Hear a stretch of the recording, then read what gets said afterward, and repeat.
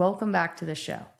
Today, we're stepping into a conversation that can completely reframe how you think about chronic illness.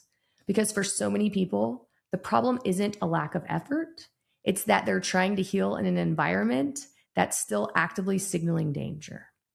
In our episode today, the core idea is simple but profound. Your brain and body don't prioritize healing when they don't feel safe. Safety isn't just emotional, it's biological. It's your nervous system deciding whether the world you're in stable, whether the world you are in is stable enough to shift resources towards repair or whether it needs to stay on high alert. And when that alarm system is stuck on, it doesn't really matter how clean your protocol looks on paper. You can do the binders, the supplements, the sauna, the clean diet, and everything right, and still feel like you're not getting traction. Because the brain can block detox, immune regulation, digestion, and cellular repair when it believes you're in a threatening state. That threat can come from so many places: chronic stress, mold exposure, unclean water, ongoing inflammation or infection, or the invisible residue of childhood trauma. Any situation where your system learned, consciously or unconsciously, I'm not safe. In this conversation, we put it into a metaphor you won't forget: the $100 bill. Imagine you wake up every day with $100 of energy, total capacity to function, work, think, parent, and make decisions, and hopefully heal. Now think about what happens when your environment is toxic or unsafe, when your nervous system is running fight or flight, when you're reacting to mold or stress hormones, when you're pushing through trauma patterns your body still interprets as danger. Suddenly you're not spending $60 or $80. You're spending $200 worth of energy out of a $100 account every day. You're burning the candle at both ends, overdrafting your biology.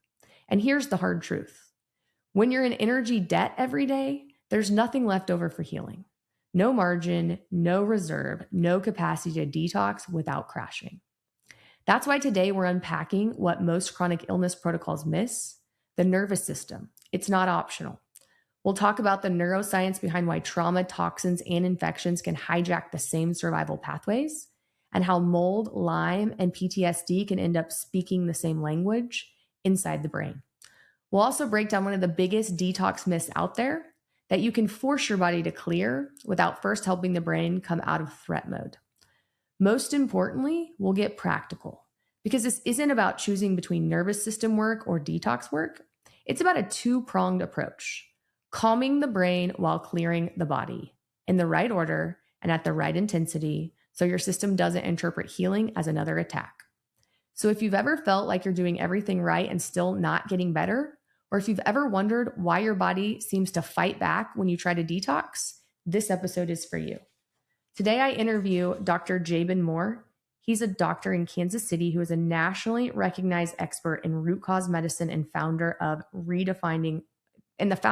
the Redefining Wellness Center. After overcoming his own battle with Lyme disease and mold toxicity, Dr. Jabin committed his life to helping others break free from chronic symptoms that conventional care often overlooks. With over a decade of clinical experience and 10,000 plus clients served, he's become a trusted voice in the gut-brain health space, known for blending cutting-edge science with compassion and clarity. Whether on stage, in clinic, or across his digital platforms, Dr. Jabin empowers audiences to uncover the real reasons they're not getting better and shows them how to finally move forward. Let's get into this episode. So today we're going to talk about chronic illness. You guys have lots of questions for me all the time about chronic illness and detoxing and mold and parasites. So I brought back one of my good friends, Dr. Jabin Moore. He is in Kansas City, and he's kind of a guru of all things mold, parasites, toxins, chronic illness. And so I wanted to pick his brain about a few things today. We're going to talk about trauma as well. I have a whole chapter in my book, you'll be happy to know, about trauma and how it affects your cortisol in your gut. So I want to start this conversation. Tell everyone a little bit about you in case they missed our first episode. What do you do, and what type of patients do you like to help? Yeah, so you said I'm in Kansas City. I got into what I call complex chronic illness work, or just these long-term illnesses that people are not seemingly recovering from. The the clients that bounce from doctor to doctor and are not necessarily getting answers. I got into this because of me. I was stuck there. I was stuck in that situation with Lyme disease. And that's what really propelled me forward because when I was in school, I went searching. I drove all over the place. Finally found a guy in Wisconsin, which was a 6 hour drive. And it sounds like I'm my grandpa or something. I drove north for 6 hours through a blizzard for him to plow his own driveway with his tractor so I could drive my car up and actually park because that's the story. It's a real story, but I was there because I was miserable. I had erectile dysfunction, I had joint pain, I was getting more and more tired, I had brain fog. So, that's the background of why I'm doing this and why my passion is here. And what I do is I just simply look at people and take them at face value and say, hey, what's going on? And let's figure out what in the heck is keeping you from getting well. I mean, just this week, I had a really hard conversation with a prospective client that had been through mold. And she literally asked me a question that, I'm not a therapist. And I told her she definitely needs to be seeing a therapist. But she's like, if a person in your life is causing you to feel unsafe all the time, can that keep you unwell? And I was like, yeah, I can. So I just talk to people and we get to the bottom of what is emptying their physical body's battery and not allowing them to get well. I love that. What is emptying your body's physical battery and allowing you not to get well? That's powerful. And relationships can definitely do that. I agree with you. I talk to women all the time who may not feel safe in a relationship or feel like they're verbally abused or just not physically, emotionally abused. Physical abuse is a whole nother topic, but it can keep you from getting better because of chronic stress, right? And that's what we're going to kind of talk about, how that chronic stress from a neurological perspective makes you unwell. But before we go there, I have to know, who is this person that you drove 6 hours north and had a driveway plowed to see, and did they really make you better? Like, who was this? It was Dr. Alan Lindsley, and he was in Eau Claire, Wisconsin. Okay. And literally, I called him on the way there. I'm like, I can't get up your driveway. And here comes the doctor with a tractor and plowed the road. And he made me better. Yeah. After months of maybe a couple of years of trying different things. And like I said, I had erectile dysfunction. So I went mainstream. Here's a little bit of pill. I went functional medicine. Here's L-arginine. I went more Eastern medicine. And they were like, well, you got to get your chi up. And I was just like, awesome, but why is it like this? Like, give me the reason why. And I got Mhm. up there and he's like, Lyme disease. And it was compounded by mold, which we found later on, and parasites later on. But he started working on Lyme disease for me. And within 2 or 3 months, things started working again. And my body stopped hurting so much. And I was like, okay, we're on to something here. That's amazing. How old were you? 25. Okay. So you, like most people, are here because you are best at helping the person you once were, right?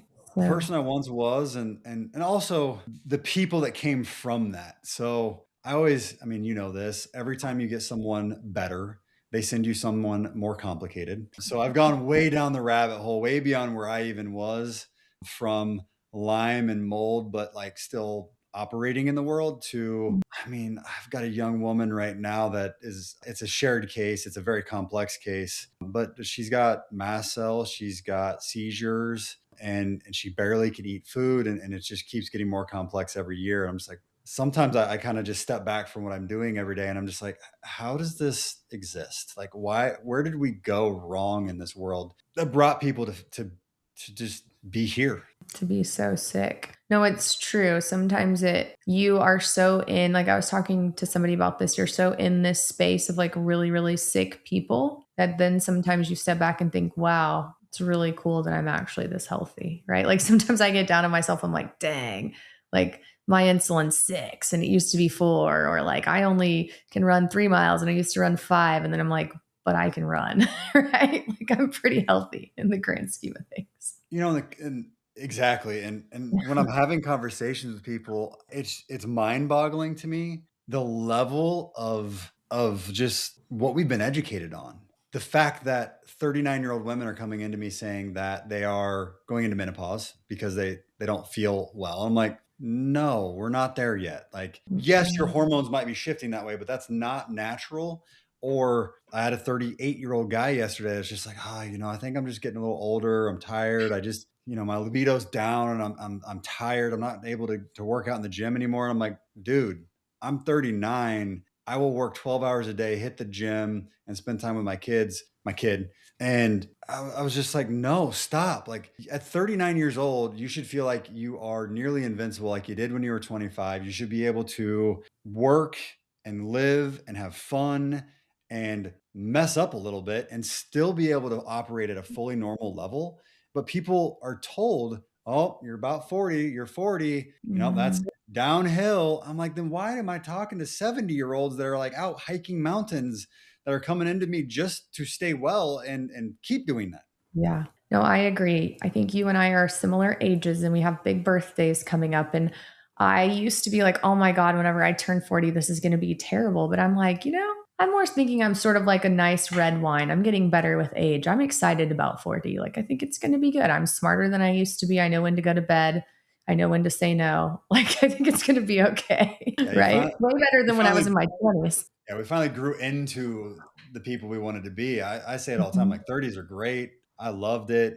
20s was still figuring it out. Not that we're talking about like lifestyle therapy right now, but physiologically, you should not be crashing if you're doing things right through your 30s into your 40s. Like you're not falling off a cliff like people tell you. No, and to your point, women actually listening to this, so you said, hey, if you have women coming in their late 30s and their early 40s and they feel like they're going through perimenopause, actually the research shows women should be like in their sexual prime in their 40s. So actually, if you're in your late 30s, early 40s and you're not, you don't have a good sex drive, you don't feel well, there's a problem there because research shows that we actually kind of hit our prime a little bit later than guys. Guys, it's more in like their early 20s, late 30s, and women, it's in their 40s. And so if you feel like that at 39 or 40, I feel really bad for you and you have an issue that you need to talk to somebody about because you're just kind of starting to hit your prime. Hey, Just, there's just my saying. Instagram clip, your marketing reel right there. Just Women, saying. you should be in your sexual prime. And then instead of I mean, targeting the that's what the research shows. So if not, yeah, if you that's just need not to the make an case, ad. if you're listening to this and you're a woman, that's not the case. You need to see one of us. And if you're listening to this and you're a man and that's not your wife's case, then you need to send your wife to one of us. That would be a great Valentine's Day present, right? Yeah, there's your ad. Make an ad, target married men. Boom. Practice is Yep. full. Well, I don't know if you saw my Instagram reel yesterday, but I had an Instagram reel where I was talking on the phone. Like somebody called and they were like, it's basically like, I was like, hello? Oh, you want to leave your husband? You want to get a divorce? Well, hold on. Let me ask you a few questions first. And I was like, are you having hot flashes? I was asking questions about menopause. And I was like, don't leave your husband. We need to check your hormones. It was kind of supposed to be funny, but people loved it. They were like cracking up laughing. I mean, it's the truth. It's the truth. And, every day I'm working with women and their husbands are on the call and we're going through just talking about their physiology and libido is a major problem. Like, look, if you have mold toxicity, you're living in a house that's not clean, you're eating food and you've gotten a parasite, you have any GI dysbiosis, shoot, drinking toxic water, which so many people are doing, your body doesn't feel safe. So it shuts down the I want to go reproduce and it turns on the I need to survive, which means you're not going to have libido. You're not going to be motivated and excited and creative. It's not the existence you want to be in. It's survival mode. And that's why the neurotoxic loop as a like topic that I started talking about came up because I started to realize we all are out here trying to figure out how to fix our symptoms. And a lot of the time in today's society, we're talking about depression and anxiety and all of these other things that's neuro based, but it's a toxin that's causing it that makes you then feel that way, which makes it worse because your nervous system, your emotions, your stress response can generate inflammatory markers just like COVID and mold can. So it's just this big loop that just keeps getting worse and worse and worse the longer we let it run. So you're saying that like trauma and toxins can trigger some of the brain pathways, the same brain pathways as chronic illness, like mold or COVID or insulin resistance, any of those things. That's what you're saying. Yeah, that's what I'm saying. So I was on ChatGPT, so don't blame me. And I didn't believe what it said at first because you can't. Half of it's fake. But I started going through it and I was just kind of talking to it and just putting information out because I was trying to figure out if there were studies that would back up some of the things that I was finding in clinical practice. And what I bumped into was there are some studies showing that a person that's been through trauma, like they experienced an event and they in their minds perceived it as trauma, that can trigger similar interleukin, which is inflammatory marker responses, to that of someone that had COVID. And I was just like, well, that's kind of interesting. And I kind of went down that rabbit hole and I was just like, so wait a minute, your emotions can trigger inflammation. Okay, interesting. We knew that inflammation could be triggered by infections. That's well classified, well understood in the medical world. We know toxins can do it. So I was like, okay, well, then what happens when you have one or both? Well, in my experience, I have a lot of people that come in, they're like, you know what, doc, I'm doing my breath work, I'm doing my yoga, I'm doing my limbic retraining. I went to my therapist. I went to all this. It didn't work. So these individuals, sometimes they're the type that really like the brain stuff. They like going and doing all of that. But they're like, I don't really want to take a lot of supplements. I don't really want to change necessarily my diet. Like they're really big on the brain side. Then I got other clients that are like, doc, I'm living in mold. I have Lyme disease. I have parasites. Fix that. And I'm like, well, what about your nervous system? So Yeah. they're stuck over on the chemical side, which I call toxins and infections. So I got these two different populations, and they don't necessarily always want to like cross over each other. Like they don't want to, if they're really focused on I have SIBO, they're not always open to doing limbic retraining or vice versa. And as I got into this research, I started saying like, okay, if you're stuck in fight or flight because you had SIBO that led to neurotransmitter dysfunction, so the bacteria threw off your serotonin and dopamine, which you make a lot of in your gut. Well, then now you are anxious because of the bacteria, which makes you feel unsafe. But that lack of safety, as you get stuck in that lack of safety, then you feel more stress. So cortisol levels go up, you block estrogen and progesterone production. But then now you're trying to treat the SIBO, but you're not trying to treat the trauma that has been generated and you're more anxious. I learned you've got to do both. And that is a hurdle that I'm trying to teach people that you got to overcome is it's not one or the other. So often it's both. That's very interesting. So you're talking about this like shared, interestingly, you're talking about how your body is all one intricate system, and that even though you feel like you're treating the symptom or this diagnosis like SIBO, how your nervous system can actually overrun that and can almost make it counterintuitive or counterproductive as to what you're doing if you still have this trauma response, which makes sense, right? And so from what you're saying too, this is part of my book, but when you are chronically stressed or have trauma, like you said, it can affect lots of things. It can affect the microbiome in your gut. It can affect your cortisol production. It can cause inflammation and affect your insulin. All these things further damage your gut. This changes the way your thyroid hormone's converted in your gut. This changes the way your estrogen is metabolized, how much progesterone you make, how much testosterone, how much neurotransmitters you're able to make from your gut or actually get across your blood-brain barrier. And all those things feed back. And then to your point, I never thought about it like this, but if you are getting anxious or having those feelings because of all these other issues, that's going to further drive neurological issues or push you into these trauma states you've already been in, which just kind of keeps this loop going. Is that what you're saying? Absolutely. And it's Interesting. almost self-perpetuating, which, that's not terminology a lot of people hear all the time, but it's like this loop that just makes itself go. Like you can stop the problem that started it, but the loop keeps on running. And that's where people get really, really stuck on my intakes with people now. Like I spend an hour just chatting with them. And as I'm getting to know them, I like patterns a lot. I really like listening to patterns. And I started asking questions like, well, do you feel a little OCD? Do you have perfectionistic qualities? Do you have people pleasing qualities? And with certain populations, like your more sensitive clients, the ones that react to more supplements, they seem a little bit more reactive to the medications they're put on or the treatment protocols that you do with them. Those individuals oftentimes will say yes, like I do have some of those qualities. Now they may say that quality started 5 years ago when I started getting sick, but many of them are like, yeah, my mom was that way, and because their mom was that way, then they took it on. I say they took it on organically or naturally because it's just a learned behavior. But if you are expending energy trying to make everyone else happy or trying to make everything perfect in your life, that's a lot of energy going Mhm. that way.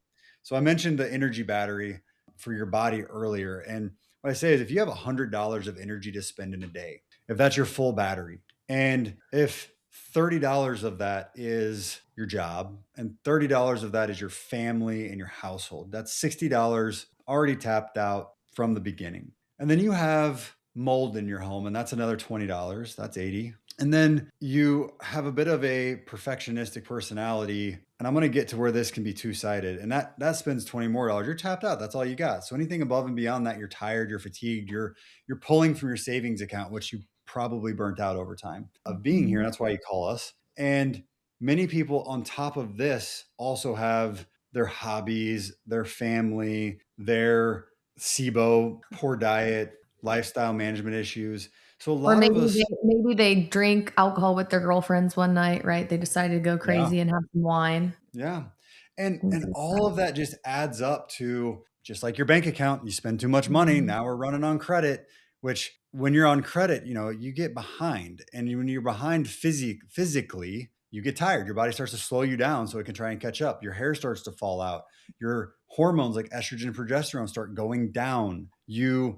Initially you rev up cortisol and eventually it crashes, because even that over time will run out. Your skin starts to age.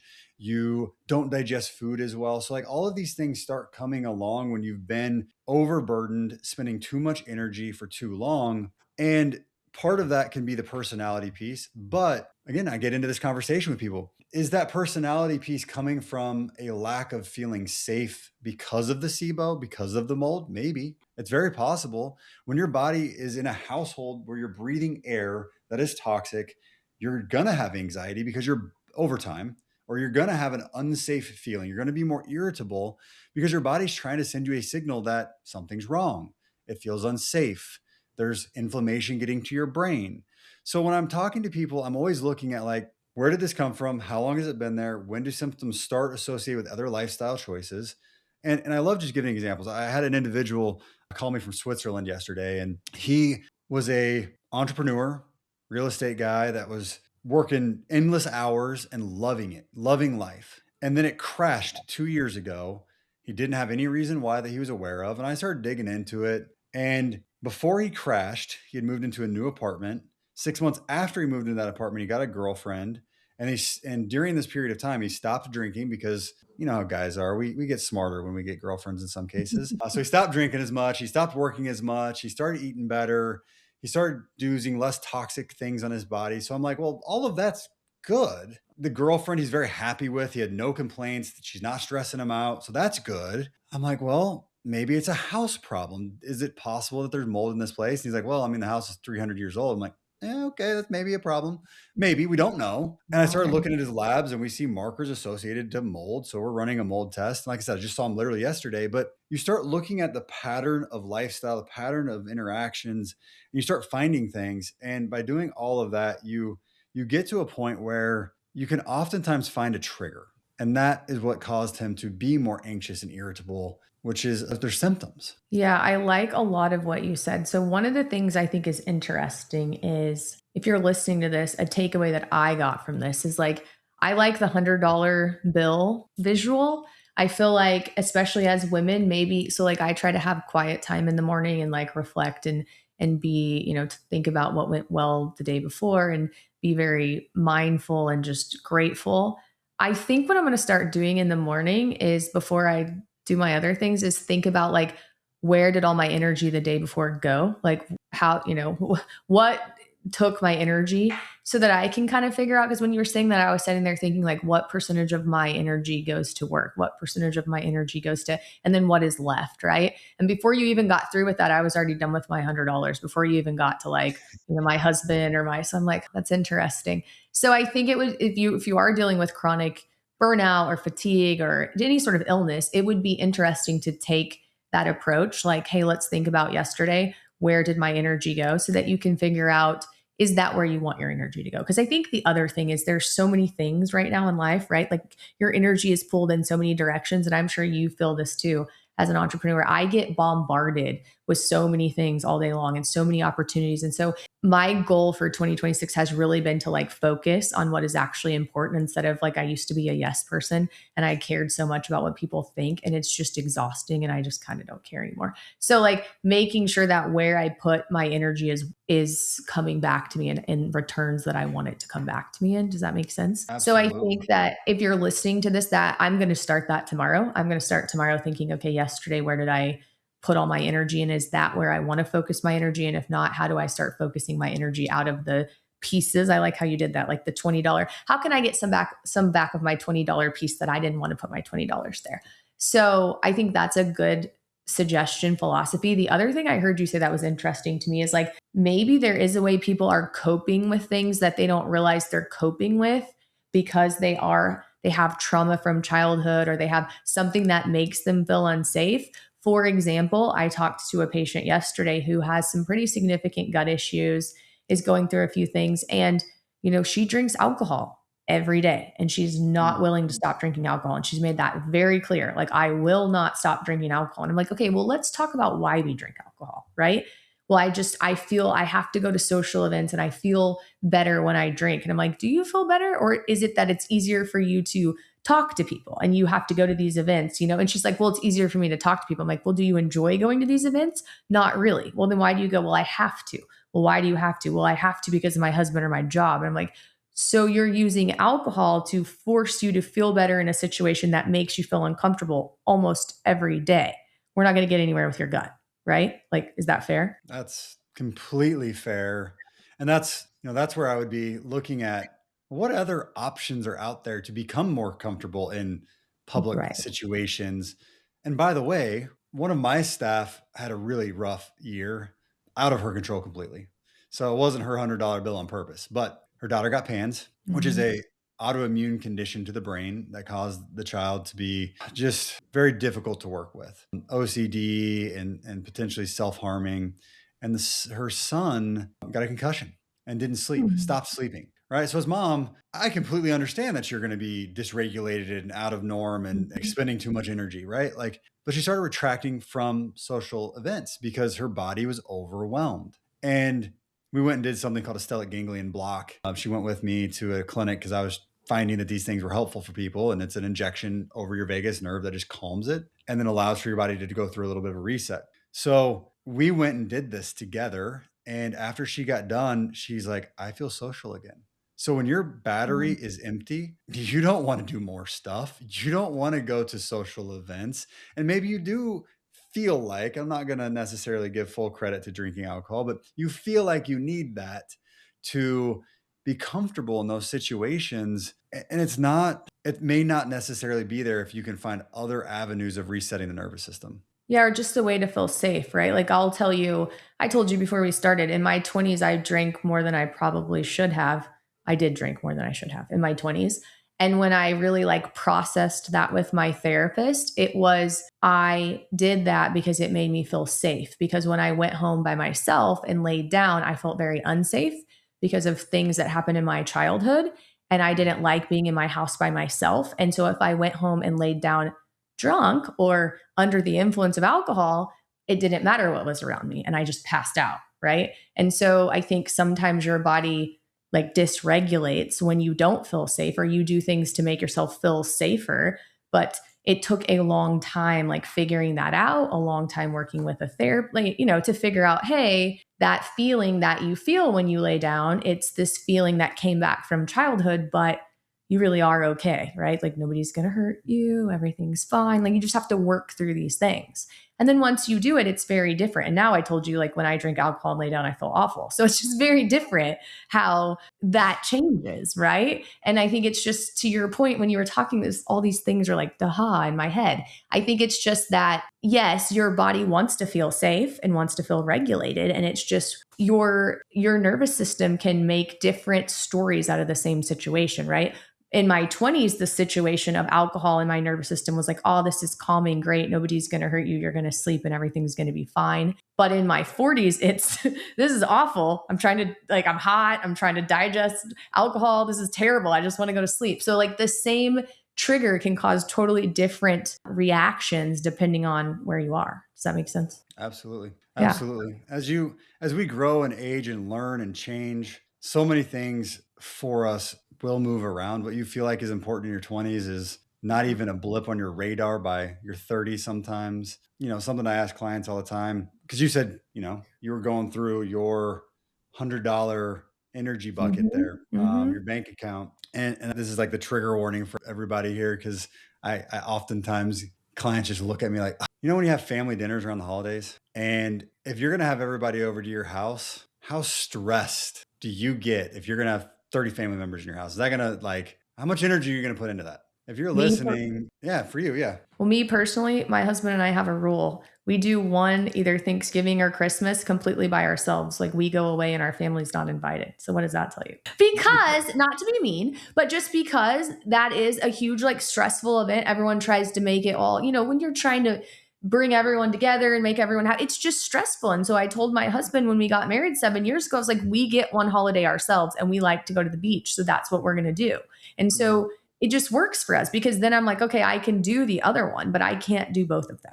I can't because I also give all day long like you to very sick people. And so I need like a me moment. And I used to feel bad about that. And I don't feel bad about that anymore. Like I could care less. Like I deserve that. I spend my whole year helping people. And if I want to take 1 week and lay on a beach and watch whales over Thanksgiving without, I don't even like Thanksgiving food. So like if that's what I want to do, then I'm okay with that. So that answers your question. No, it does answer my question. And although you found a boundary to press, there's another option that I try to work with some of the clients I'm working with, because it expands to the rest of your life as a perspective. I have a family dinner. I've had my family dinner now for like 13 straight years at my house, wherever I lived. At one point, it was half of a duplex. So it was like a small little living room. And I have a giant family. My dad's one of 8. We can have up to 60 people show up. And my aunts didn't want to have it anymore. And I love my aunts. They're amazing people, but they're just like what you said. It's a lot of work. I got to clean my house. I got to make it look right. I got to decorate. I got to make sure the meal plan's good. I got to make sure that's all done. I got to make sure everybody's coming. I got to do a head count. And it just became overwhelming as the family kept growing. I'm just a different kind of organism. And I was like, here's how we're going to do this. And it was already a potluck. So I was like, look, I've got the house. Here's the family dinner. I put it all in like the notes app of my iPhone. Here's what everybody's bringing. Copy and paste. Boom. Sent. After everybody confirmed, I'll switch around if somebody can't come. I send it all out. I give myself something really simple. Plates, whatever, cups. My house, here's the rule. If you come to my house and you complain that it is too dirty, too small, or something was wrong, it's at your house next year. You know how many people have complained in 13 years? 0. None. And I love having it. All the family comes, they bring their crock pots, we throw it down. I got my oven warm, they throw the food in. There's no stress. I keep my house tidy enough. It's not perfect. I'm not dusting it and cleaning it and making it perfect. But when I talk to clients about this, I'm just like, do you like having family around? They're like, yeah, I love having family. I go, does it stress you out? Yeah, it's horrible. Why? Is it an expectation you place in yourself? Is it an expectation that's placed on you that is improper, that makes it unfun for you and makes it too stressful? And is that a necessary place to place your energy? Or should we be placing that somewhere else? And here's why. And I'm like way off because, again, I'm not a therapist and I don't want to be a therapist. Here's why. If you're putting all of your energy into Thanksgiving dinner or into the PTA or into whatever, and you're expending all of it over here and you don't have any left for your immune system to defend you against Lyme disease or mold or SIBO, are you going to get well? And the answer is no. So that's why I even get into those conversations of, are you expending the energy where you should be? Because I need you to have enough energy to detox, to get rid of organisms, to be able to apply yourself to the work that we're doing, to eat well. And if you don't have that energy, I need to carve it out and help you to get there. So I go through this concept with people and I go, look, when you get your energy back, by the way, when we carve it out, don't go to the gym 3 more times that week at the beginning. Don't take on a new task at work or join a new club, which is what everyone does and wants to do. I'm like, that energy is for us to heal and get ahead. And then eventually, when you get enough burden out of your life, enough of the mold out of your house and the food rectified, and you get SIBO taken care of, and you get A dealt with and the parasites dealt with. Now you have adaptability. So you're now have enough energy in your day that you can actually use some of it to do the extra stuff you want to do. But so many of us in today's society are just burning the candle at both ends. And I didn't know what that actually meant, burning the candle at both ends, but it's because we used to have to turn a candle on in the morning and light it when we woke up. And then we'd light a candle before we went to bed if you wanted to have light because we didn't have electricity. And every client that I'm working with, almost every one of them, they're lighting at both ends and they got a flamethrower to the middle of it. Like, how fast can I burn this candle wick up? And I'm just like, stop doing that and start understanding that your body has limitations. And they may be a lot more right now when we get working together at the beginning. But when we're done, you're going to have less. But it doesn't mean as soon as we get done working together and you have all this energy, you feel great, that you need to go back to the flamethrower. Like, stop. You got here for a reason. No, I love that. I have several questions and a point I want to make. Number one is, yes, when you were talking about all this thing, I think women are the worst at this. We are our worst critic. So like you were saying, you're more worried about what your house looks like. And I mean, women, especially coming off the holidays, I think most of the people I've seen this month so far are like, oh, I feel terrible. I feel worse than I did. They're all moms. They all have, they were dealing with holidays. They were dealing with kids. I'm like, well, when's the last time you did something for yourself? Well, I didn't. I don't have time. I can't even get my nails done. I can't, so like, I think that is, and to your point, most of them are like, well, I was making sure that all my kids got the same presents and making sure my house was clean. And I think a lot of times we're just our worst critic. I used to be like that as well. Like most people have their own stuff going on in their head. And so they're not even, like to your point, they're not even judging your house. They're just happy it wasn't at their house. And so I think that's a really important point. Like if you're listening to this and you're that person that's so hard on yourself, that's where you have to start.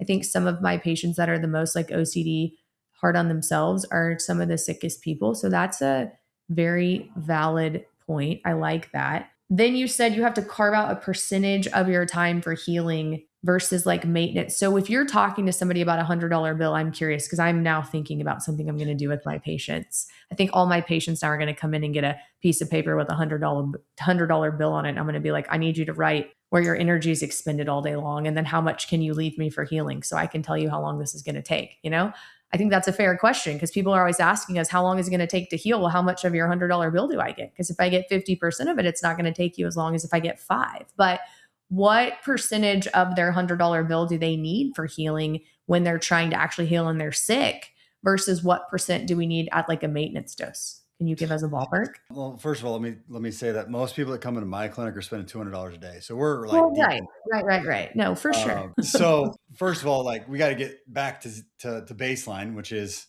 100. And then honestly, I don't think it, you said if they give you 50%, for most of us, I think if we get like 10 or 15%, we're probably golden. The body is incredible at adaptation. I don't think you have to be bedridden or quit your job or any of that just to operate, which is the misnomer. But here's the second part. Most of the people that are $200 a day, $100 in debt a day, they're like, I'm going to take 40 supplements a day. I'm going to sauna every day. I'm going to do everything every day. And they immediately want to switch from I'm fully focused over there in life to like, I have to expend the same amount of energy in healing. And I'm like, you can't do all of that with an empty tank. So yes, healing stuff is good. Red light sauna, working out, it's all amazing. It takes energy to then be able to do it, heal from it, to get more energy in the long term. So sometimes the first thing I'm telling people is what got you here is what broke you. Stop it when you're trying to heal. And let's do the bare minimum number of things that it takes to actually start seeing healing. And then we'll start stacking once we have gotten your body in a place where it can add those additional good things, because too much good is bad. It's very interesting. So do you think 30 to 60 minutes a day that you've spent on like self-care, is that enough? Like, what are we talking about here? If somebody's trying to like put this in perspective. Now, obviously, if you're spending $200 a day, I mean, if you're spending 200 of your $100 a day, you're tired, you're exhausted. I mean, and like people like you and I were the worst. But so does that look like, okay, obviously I need to start cutting back on things, but if they take 30 minutes in the morning or at night to just like refocus, take a bath, be mindful, is that enough Do you think you need an hour? Like, how long do you need? Does it depend on how depleted your battery is? Does it depend on how sick you are? Like, where do we start? So a common place for somebody that is coming into my clinic, and I have them do a bunch of ratings, so I have numbers that are trackable. If they're a 8 out of 10 on fatigue, an 8 out of 10 on brain fog, a 8 out of 10 on anxiety, 5 out of 10 on brain fog, they got gut where they're rating 8 out of 10. And gut for me is like diarrhea or constipation, acid reflux, bloating, right? So they're pretty significant symptoms. 10 to me is hospitalization, 0 is none at all. Just to give you a frame of reference. If you're coming in a pretty bad way, the first thing that I'm doing for you is I'm probably going to stop nearly everything you're doing. All of your health stuff. I'm probably stopping almost everything for a few days because I'm just like, what in the world is going on in your body at baseline? Now, some people won't do that. They're just like, no, I need to do this. That's fine. If you know that you need to do this, or you're going to feel worse, that's fine. Stay on it. But some of them are on 40 or 60 supplements. They're on 2 hours of health things a day of their routine. And I'm just like, what can we get down to the bare minimum to find a baseline? Again, it doesn't have to be 0, but what's your baseline? And then from there, for the people we're talking about that have a lot of like nervous system dysregulation, I'm like, you need to probably do 30 minutes a day of just that, just to regulate down your brain waves. If I measure them with an EEG, your brain waves pick up habits. They pick up habits no different than you throwing a baseball the wrong way. It takes time to train yourself to throw it the correct way. No different than if you bend over and pick things up without bending your knees. I got to teach you to bend your knees when you bend down and pick stuff up to move correctly. So I got to retrain your brain waves out of the pattern that they're in, the fight or flight pattern, which we use different recommendation techniques or different therapies that we recommend for people to go to. And so that could be 30 minutes every single day when you're really, really dysregulated. And then probably another 15 minutes on top of that to, pull out pills that you're taking or put a castor oil pack on your body before you go take a shower. I really try to refrain from putting people into a lot of therapies where you're expending significant amount of time in your day on health initially, because we're already tapped out. And that's a big thing that I run into in the functional medicine, more natural medicine realm is it's like, okay, well, we're not using pharmaceuticals, but I need 3 or 4 hours of your day to be focused on this, which is an unrealistic ask for most people. So 30 minutes. And here's the level that I will take this to. I have moms and moms are probably the guiltiest for this because they love their children and no blame, but they love their children and they're so selfless. They're like, I just don't have time. Like you said, I'm like, okay, mom. And they're like, I just can't get away. I'm like, can you go to the bathroom? And they're like, well, barely. I'm like, okay, go to the toilet. And if you have a bathroom with a window, I want you to stare out the window at a tree.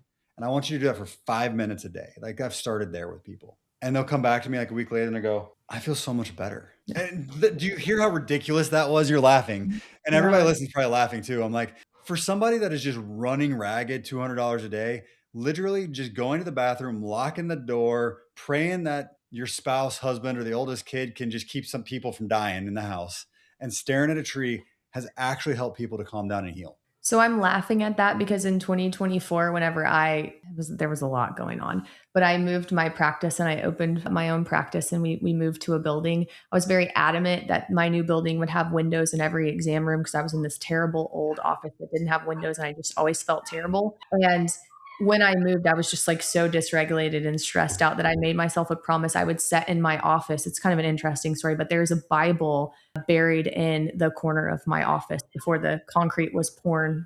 Long story, but there is a Bible in my office and I feel just like drawn to it sometimes. So I made myself a promise that I would set in the corner of my office and look out the window for 5 minutes every day and just breathe and talk to God about whatever was going on. So that because I was just so stressed. And I did it for like a month and I was like, I just felt like a different person. It was just very interesting. And so I'm laughing because it's true. Like I would stare at this tree out the back of my window and just say whatever was in my mind. Like it would just talk and it just came out. And I felt better. I mean, it was interesting. And so I still do it. I still like to look out that window. I'm still very drawn to that area in my office. But so I don't think it's silly. But it's silly that you have to get to that point, right? Where you're like, I can stop for 5 minutes and stare out a window and just like say things. Because sometimes women do this too. I feel like men, although you guys take longer to get to age and just become more mature, you guys are also better at like logically thinking through things. Like my husband, when I'm all riled up and think the world's ending and I'm like talking, he's like being very logical about it. And I'm like, well, I guess that's true. Somehow you guys are just better at that than we are. We just get in this like, this like hamster wheel of the whole world is going to die. Like everything is falling apart and everything is on fire and it's a disaster. And my husband's like, it's really not. We just need to fix this and then everything else fixes itself. I'm like, okay, cool. But when you say that out loud, sometimes it helps, is all I'm saying, because we get in our own heads. And so I think that it's really cool that you have people do that because it does actually help, especially women. And if, as a woman, if you can say things out loud, even if it's not somebody's responding, although my husband's really good at that now, I'll be like, I need to vent. And I'm like, for 5 minutes, I'm like, the world is ending. And then he's like, okay, can I respond? And I'm like, sure. And then he's like, something very logical. Then I get out of that like crazy mind spin that I'm in.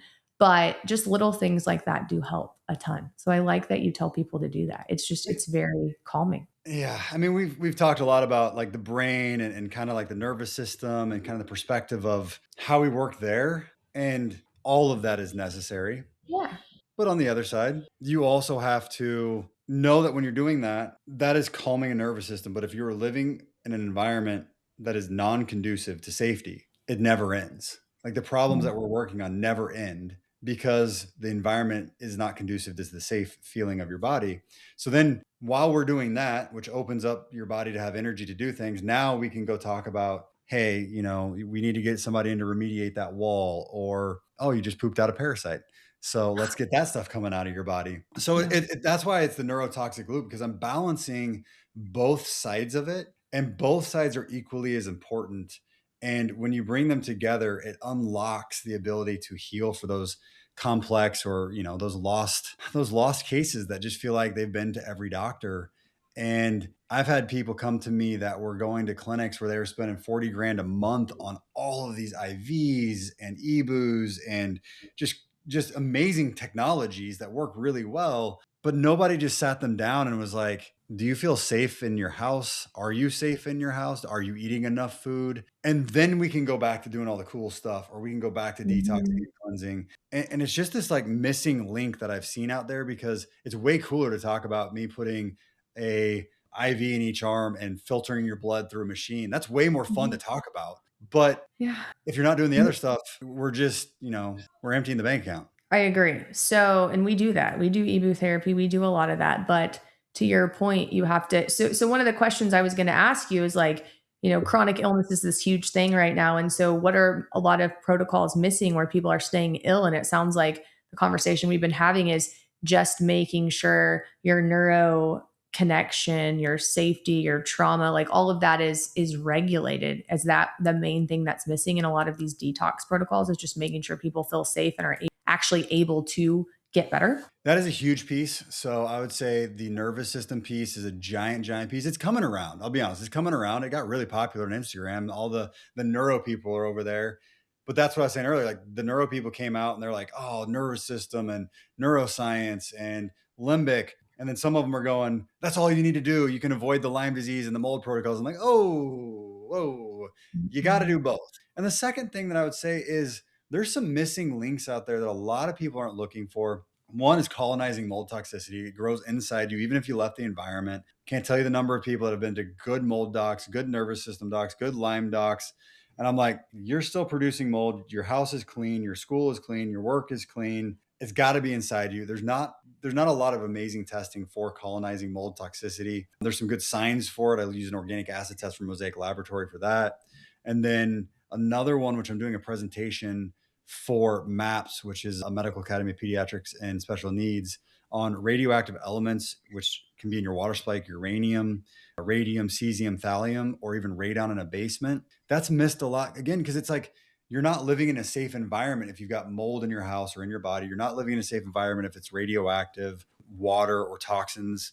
So then you're stuck getting more toxins. You're retoxing every time you go home. You're retoxing, even if you're detoxing with all the best binders and filters and IVs out there. So it's doing our due diligence on really truly creating a safe environment and then feeling safe in it. So would you say that's like the number one step if somebody's listening to this and they're like, yes, I'm that person. I've seen all these doctors. I don't feel well. they really have to get to the root cause of like, are they safe? Do they feel like they're in a safe environment? Like, is that where people need to start to make sure their brain feels safe and they're actually going to be able to get better and to detox? Or what would you say is like the top, like 1, 2, 3? What do people need to do? What can they take away from this podcast to actually If you looked at the way get my better? note is made, all right, like my software, I went in and I pre-populate out some things. The first question is, do you live in a safe environment? Air, food, water, hygiene, dental, implants. Like, is your body and your environment conducive to healing? So we go through that step one.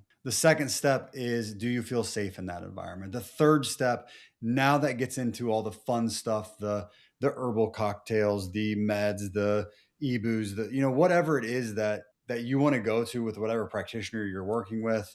That's when we get into those steps. But so many people miss that. And they're just like, hey, I'm started ivermectin. I started wormwood. I started, you name the protocol. And I'm like, well, awesome. And I've got people come into me all the time and they're like, well, I already did the Cellcore protocol. I already did Shoemaker protocol. And these are just different protocols for different things. And I'm like, awesome. I really like those protocols. They're super effective. But did you do your nervous system work alongside of it? Did you check your water supply? Do you have a root canal that's infected, that's creating toxins, endotoxins that are going straight to your brain, creating a fight or flight where you're not able to sleep, so your body doesn't have the energy to actually implement an immune response to heal? Yeah. Can you tell people briefly what do you mean by nervous system protocol? What do you mean by limbic system work? Are you talking about like rebounding, meditating, yoga? What are you talking about? The number one thing I recommend personally is something called Primal Trust. It is an online membership that you can join, and a doctor of physical therapy, Dr. Kathleen King, put together this program where you join. She takes you through all of the polyvagal theory as far as science. And then you learn limbic retraining. You learn somatic, vagal nerve, parts. So you end up doing a bunch of what I call physical therapy for your brain. That way you can start to rewire out of the state that you're in, right? If you feel like the world's coming into an end to plan a Thanksgiving dinner or to have 2 dinners at your house, we probably could work on our response to stress. If you have significant health anxiety and you're either every time you get a symptom, it feels like something is going to be like the end of the world, or you're stuck on Facebook groups all night, we probably need to regulate the nervous system. We probably need to do that. And if I'm saying this and your shoulders are creeping up and you're leaning in and you're kind of getting like a nauseous feeling and you're just like, you probably could use some nervous system work. And it's okay, because the world we live in is not conducive to having a regulated nervous system at all. We're not supposed to get bombarded by the world is coming to an end from the news, alongside of scrolling endlessly with work that is constantly dinging you, while you have kids that are running around to 17 sports. And I mean, it's just a lot. We're not designed for that, while still working 40, 50, 60 hours a week, right? That's most of our lives. So doing that nervous system work, which, yes, it's breath work. Yes, it can be meditation, but it's also yoga. So movements that help trigger your eyes. It's also telling yourself you're safe several times a day. It's also going through practices of asking yourself, if this were to happen, how does the world change? Is that really a big deal? And actually like walking yourself through some of those difficult self conversations in your own head. And this can help take you out of that fear response that you're probably living in. So many people that I'm working with are, and into the, okay, like, you know what? I can't control what's happening over here. I can't control that my symptoms are this way. But what I can control is how I respond to them. Yeah. No, I love that. A lot of that is similar to like Mel Robbins wrote a book, The 5 Second Rule. She talks a lot about anxiety. And one of the things that I used in 2020 was like putting my hand on my heart whenever I felt very anxious and saying, I'm safe, I'm loved, I'm fine. Like when you say that out loud and you feel your hand on your heart and you hear those words, a lot of times when you get in like these anxiety tailspins, that will stop it. So that makes sense. So I think these are all super important topics that anyone can take, or points to just kind of, obviously start somewhere. Like there were lots of things I wanted to ask you. We didn't really get there, but I think that we talked a lot about really important things, which is honestly, we have a lot of neurological neurofeedback issues that are causing chronic illness. So I'm very big proponent of the gut causing chronic illness, but I do think trauma and stress is a huge part, to the point where I literally have a whole chapter in my book about it. And I think that it's not talked about enough. And to your point, a lot of people are very quick to like, hey, let's throw these treatment protocols at you. Let's throw these detox protocols at you. Let's throw these hormones at you. But if your body is not safe to accept those, it doesn't matter what they throw at you, we're not going to get better. So I do like that. And I do like the $100 bill thought. I'm definitely going to start doing that. So I appreciate all of your input on that. I want to end by asking you 3 questions really quickly that I ask everyone. You might remember them from last time. If you don't, that's fine. But first word that comes to your mind, don't overthink it because people love this. What is one food that's most beneficial and why? One food. I mean, the first word that came to my mind was just protein, because so many people that I'm working with are missing protein. They're carbs, they're fat, they're missing protein. And if you are deficient of protein, going back to the nervous system, you're going to be stuck in fight or flight. Okay, I like that. Any sort of protein, you pick it. Does it have to be plant versus animal, or you don't care? I don't care. I am a proponent of a lot more animal meat, but not all my clients are. I was talking to a lady yesterday. She's like, I'm AB positive. She's like, my blood type diet says I should eat more vegetables. I'm like, I'm O, so I should eat more meat. But let's just start with getting protein in. Yeah. Okay. So protein. What is one thing that anyone listening to this recording right now or this podcast could do that's 100% free for their health? And let's tailor it towards what we talked about. What is one thing anyone listening to this can do that's 100% free for their neurological health or just to help their nervous system regulate? Everything you do all day, stop for 5 seconds and just say, I'm safe. I'm safe. I think that's true. It's very interesting. I don't know how much time people put into thinking about that. Like, do I actually feel safe?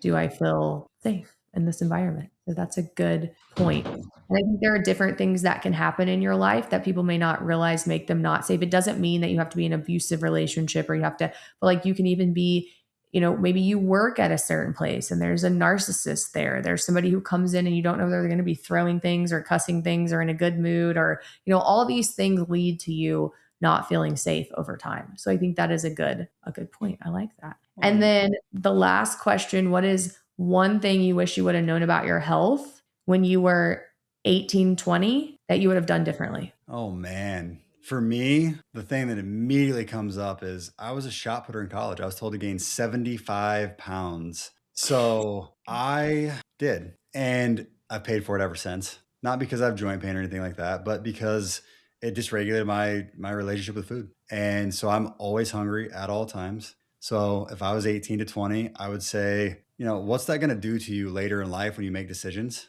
That foresight that you'd never have when you're 18. And look at the decisions you're making, whether you love CrossFit or you're a marathoner or you want to take Ozempic at a mass dose. Like, what is that going to do to you later in life? And find a happy medium.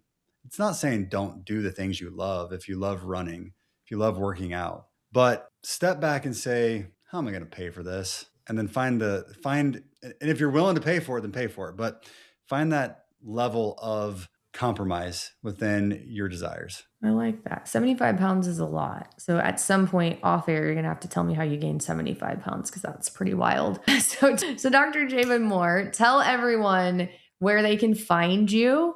If you have anything big coming up we need to know about, how can we learn more about what you do? I know you're in Kansas City. What else? Yeah, I have a virtual practice and a brick and mortar. So you can come see me in Kansas City and come hang out, or you can phone in or Instagram in or just jump on the website from pretty much anywhere. We have an option to support and help you. Just look up Dr. Jabin Moore. My name is spelled Jab as in boy, A-N.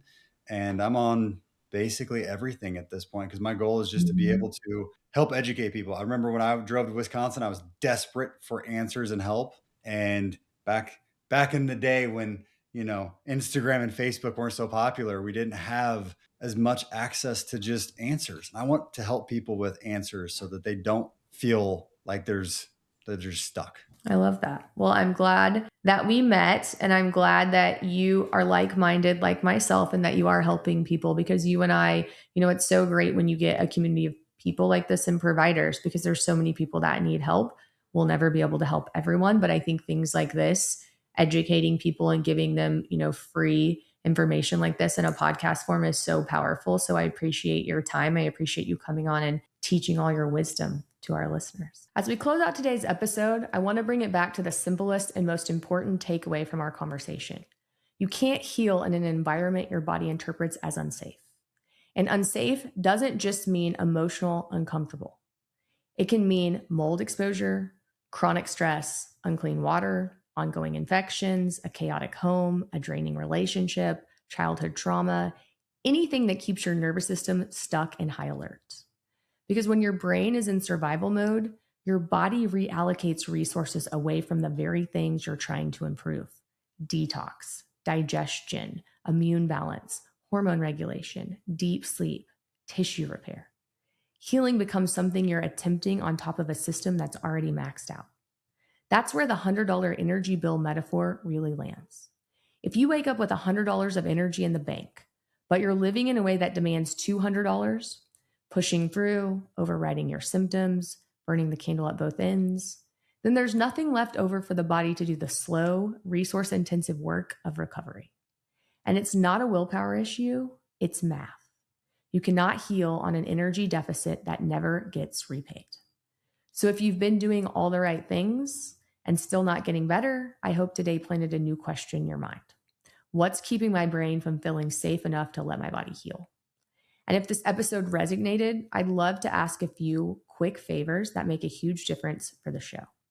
First, please follow the podcast so that you don't miss future episodes, especially because we're going deeper into the real root causes behind chronic symptoms and what actually moves the needle. Second, if you have a minute, leave a review.